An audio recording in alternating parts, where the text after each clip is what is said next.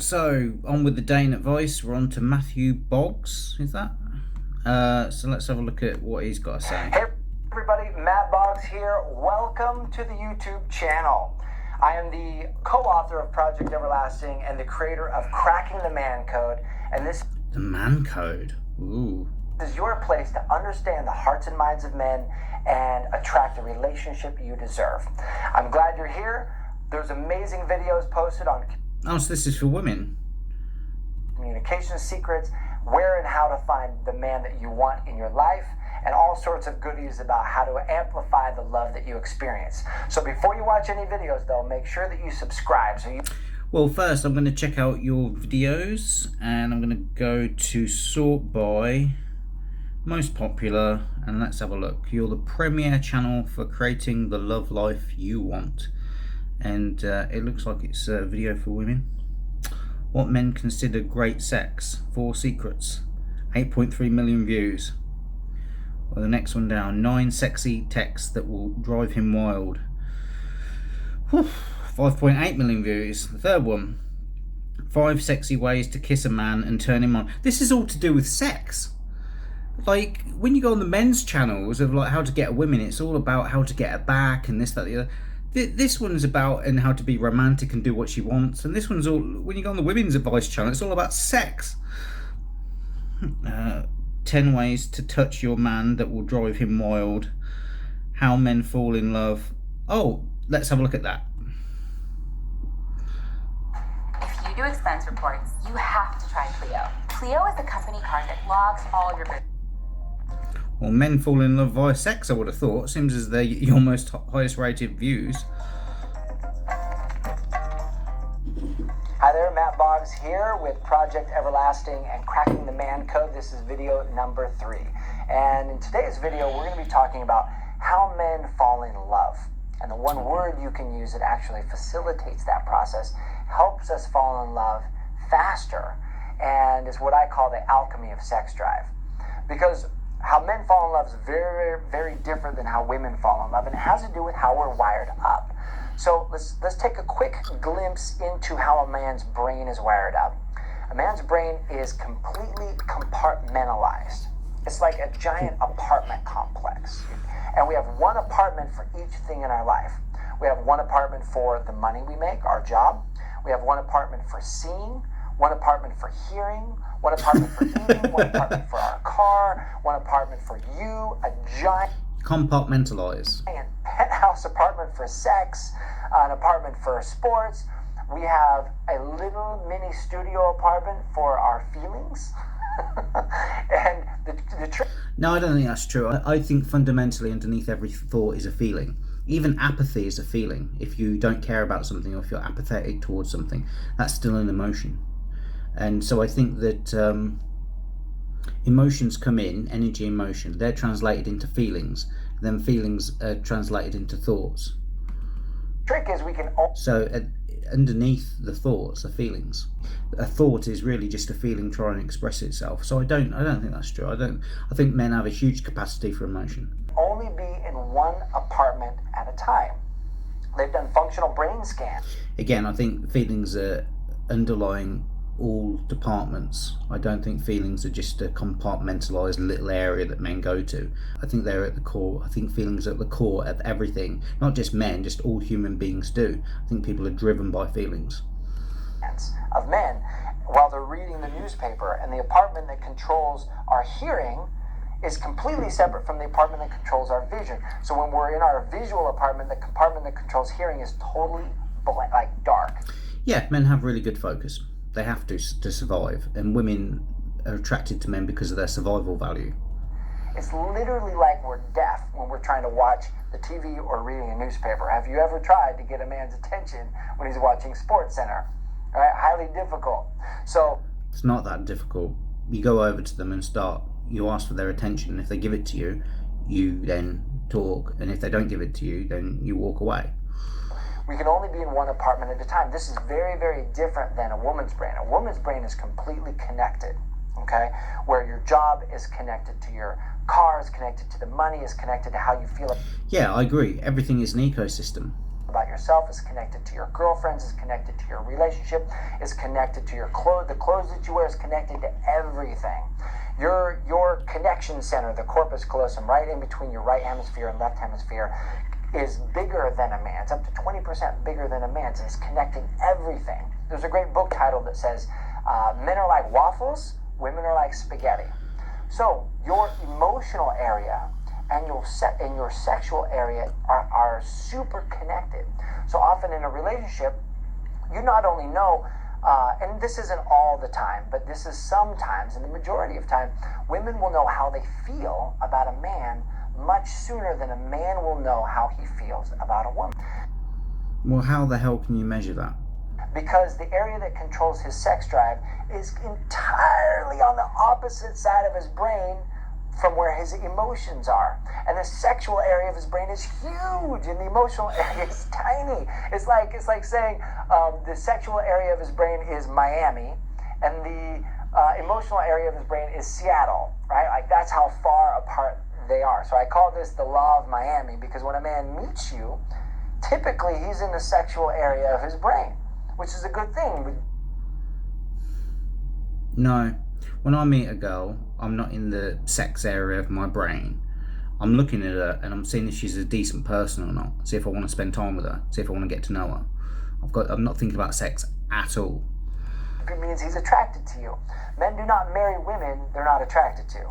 Yes, they do, all the time. Sexually, right? So this is a good thing. You want him in Miami, so to speak. And I call this Mr. Miami. You know, he sees you and he's like, That's why a lot of men have affairs when they are married.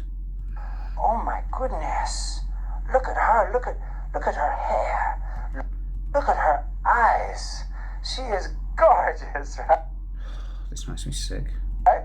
And so he's like feeling, and let's say this is a good guy, right? We can feel this guy, and we push him down. We say no, you know. We come up, we try to meet you, and we're like, hey, you know, my name is Matt. What's your name? Oh, where are you from? And he comes in, and he says, we do not care where she is from.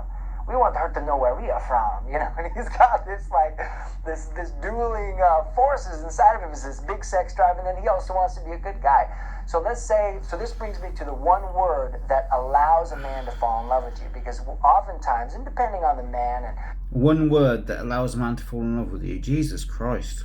whatnot, when he's going out with you, there's this sexual energy. He's wondering if he's going to get some action. And that word that allows him to fall in love is no. The word is no. And the word is no is you're not going to sleep with him. You're not going to give it up. What the hell is this? Is this like... This is almost like... No doesn't make me fall in love. The word is no. And the word is no is... I'm so angry right now. I'm so angry. I feel sick. The way that you make a man fall in love with you is saying no to him.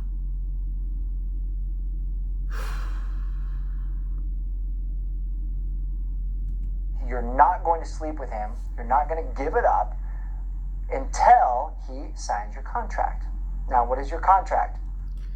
This, I actually feel sick. This has got like near on 4 million views. I can't talk. This is so ridiculous. And I'm borrowing that phrase from Dr. Pat Allen, who's brilliant. The whole concept is genius. Your contract is what's required to be with you before you will sleep with him. This is so wrong. Right? The status of the relationship, right? What do you need in this relationship, mentally, emotionally, right? Before you will sleep with him. Do you want to be married before you'll sleep with him? You get to decide. These are your morals, your values, this is your contract. You get to decide. Do you want to be married? Do you want to... Look, this is so wrong in so many ways I don't even know where to start. I'm very gobsmacked. Be in a committed monogamous relationship, or are you just out there to have fun too? But you need to communicate that to him before you jump in bed. When do you communicate that? When you're both vertical and clothed. You've got your clothes on. Talk about that, what's required, because it's going to be critical. Because what happens is this: he takes you out, tries to hook up, you say no. Then he says, Which makes him fall in love, yeah? most girls say no one time. So he takes you out again. Who is this guy he's acting like? What the fuck? Look, let me just, I've got all this sex on my brain. Let me just go to my little part of my feelings. Tries to hook up. You say, Oh, you have beautiful eyes. Jesus Christ, I feel sick. no. He says, most girls. It might have been because I've had too much of this premium blend, fair trade, Tesco's own, Sainsbury's own coffee. That might be the reason why I feel sick. Or it might be this Dana voice. Probably a bit of both. Tries to hook up. You say no. Then he says, most girls say no one time. So he takes you out again. How do you take them out again when they've said no? Like, Tries to hook up. You say no. He says, most girls say no twice. I must go say no twice, and I have the pizza and the butter and the butter. So he takes you out again. I don't know And she's like, I've said no twice. Fuck off. how many times. Like, this is just a Me Too campaign in the making. So he takes you out again. I don't know how many times it takes. But eventually, he'll come to this conclusion. Every man does. If the woman doesn't give it up, he'll come to this conclusion and say, you know what? Maybe she's not interested. Maybe I should move on and find someone else. Is that what every man thinks? If I hang out with her again, I'm not going to get any action. So the only reason I'm going to hang out with her is because I like her and I have an emotional connection with her, and she's a cool chick. She's a cool woman. So at that point, he will travel out of Miami, out of his emotional apartment, and he'll journey all the way to Seattle, right, which is where his emotional apartment is. He'll go from his sexual apartment, all the way to his I don't like this real estate of the mind that he's created for men. emotional apartment and figure out how he feels. And for some men, that's a long trip. For some men, and they don't check out Seattle very often. They'll go all the way to the other side of this apartment complex to that tiny studio apartment to where his emotions are, and he'll go through questions. He'll say, do I feel like a man around her? Do I want to be with her?